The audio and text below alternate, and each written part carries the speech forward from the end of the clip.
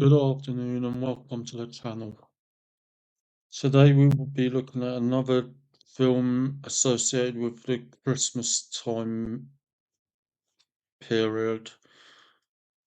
The film I have chosen to look at is Jim Carrey's Grinch, which is a really good film, a really fun film as well, and one that I think showcases Jim Carrey's unique acting abilities as well as his comedic timing. Let us therefore consider several things that make this film such a great film for anyone at Christmas time, shall we? First thing we must ask is, how did this book come to be? What was the thing that spearheaded the Grinch into existence? To answer this, we must consider the words of Dr. Seuss himself when he said this of how he came to upon the idea. I was brushing my teeth on the morning of the 26th of last December, presumably 1956, when I noted a very Grinchish countenance in the mirror. It was Zeus, said the author, whose real name was Theodore Seuss Grizzle, or Geisel, in a 1957 interview with Rock. But something had gone wrong with Christmas, I realised, or more likely with me. So I wrote a story about my sour friend Grinch to see if I could discover something about Christmas that obviously I'd lost.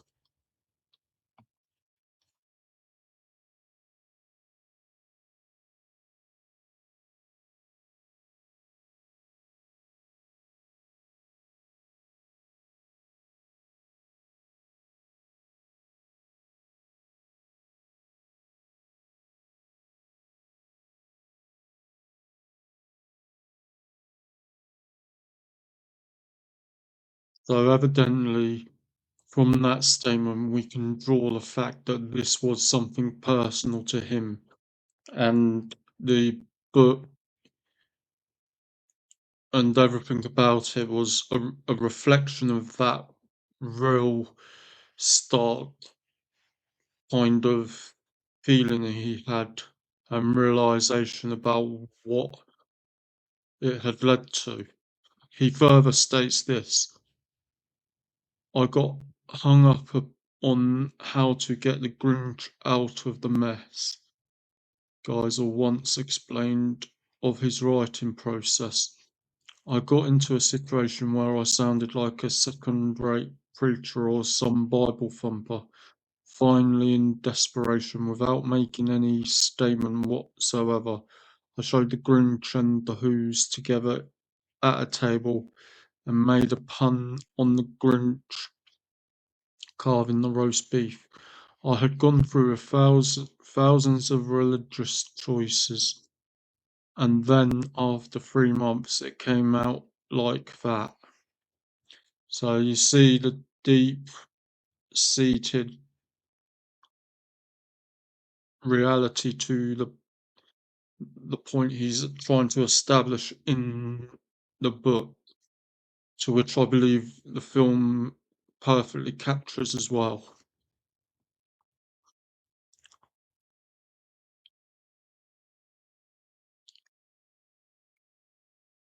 So The Grinch is a film based around the idea that this community of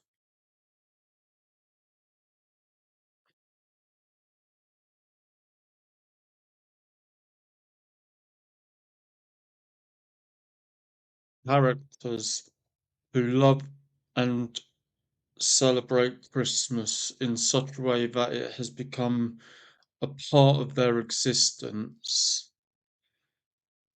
but there is one who does not like Christmas, does not celebrate Christmas, and refuses to partake in any kind of festivity norms of this period of time, that being the Grinch.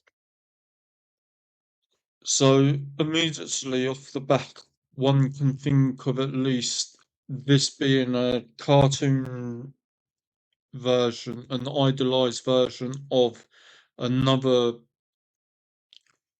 film and another book series to do with someone who has a dispassionate view of Christmas. I speak of Ebenezer Scrooge.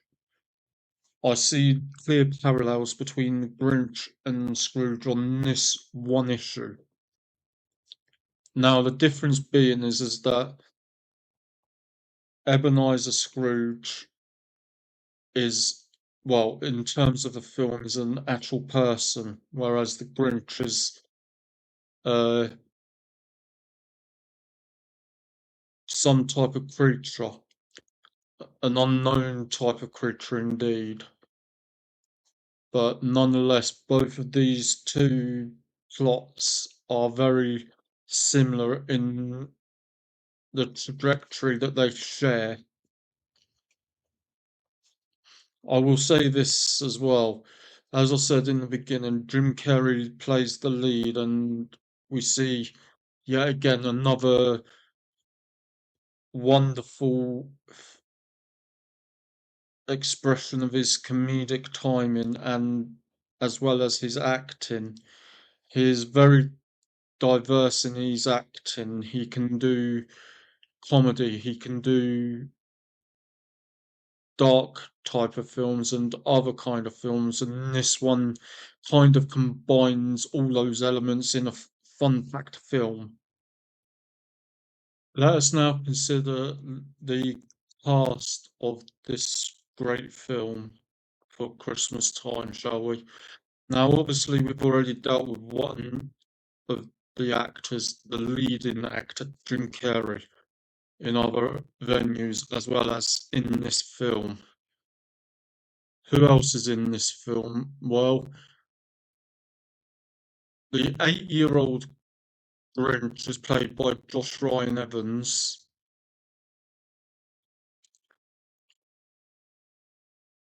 Martha May Whovier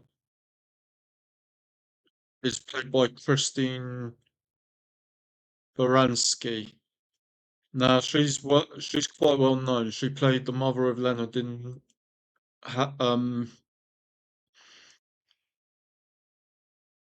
The Big Bang Theory, and she was also in Mamma Mia as well, the sing-along film based around ABBA's music about 10 years or so ago. So the 8-year-old Martha was played by Landry Albright. Uh,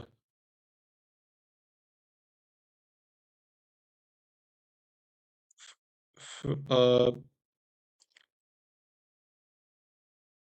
Cindy Lou Who, the most common young girl in this film, is played by Taylor Momsen, who would later go on to be a singer in a band, but she's also been in other things, I would say, such as Prophet's Game, this film, Spy Kids 2, Hansel and Gretel, We Were Soldiers, Saving Shiloh, Paranoid Park, Underdog, and Spy School. So she's been in quite a few films. The next person who played Augustus Mayhew, who is the mayor in this fictional town is played by Jeffrey Tambor. The postman, Lulu Who, Betty's husband, and Cindy Drew and Stu's father is played by Bill Irwin. Betty Lou, the wife of the postmaster Lou Who, is played by Molly Shannon. Anthony Hopkins is the narrator, and obviously he's well known. He's been in many different films, such as Silence of the Lambs in the 80s with Jodie Foster. Uh, I think we'll end on that point there for the cast. I've gone through most of, or the main ones, should I say.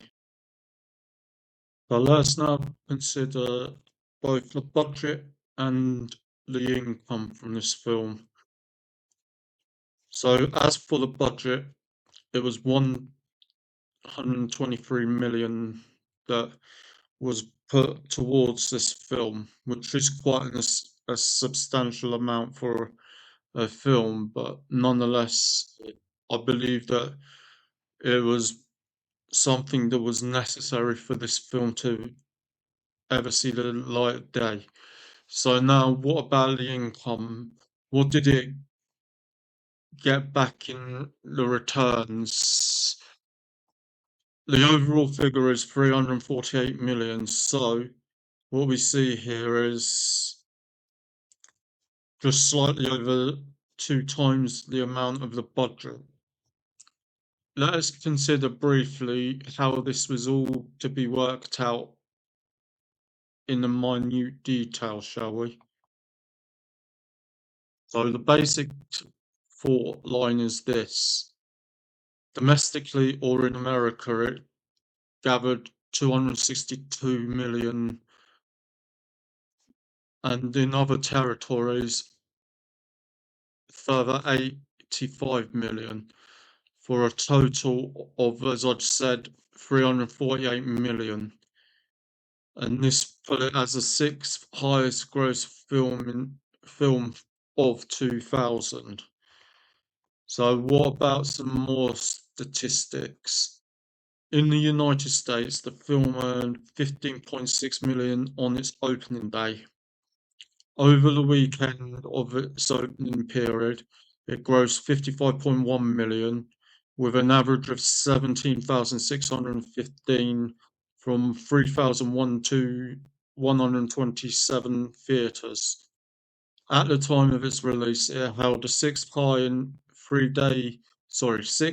highest three-day opening weekend of any film, trailing behind Toy Story 2, X-Men, Mission Impossible 2, Star Wars Episode 1, The Phantom Menace, and The Lost World, that being Jurassic Park.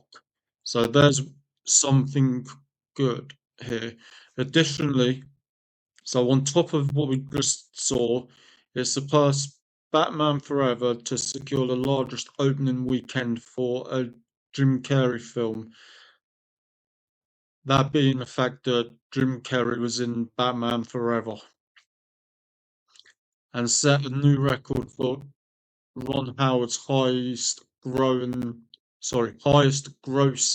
opening weekend, overtaking Ransom in '96. So some more statistics. In this second weekend, the film grossed a further 52.1 million, dropping just 5.1, setting the record for the highest gross in second weekend. In total, the film collected 73.8 million over the 5-day period of Thanksgiving.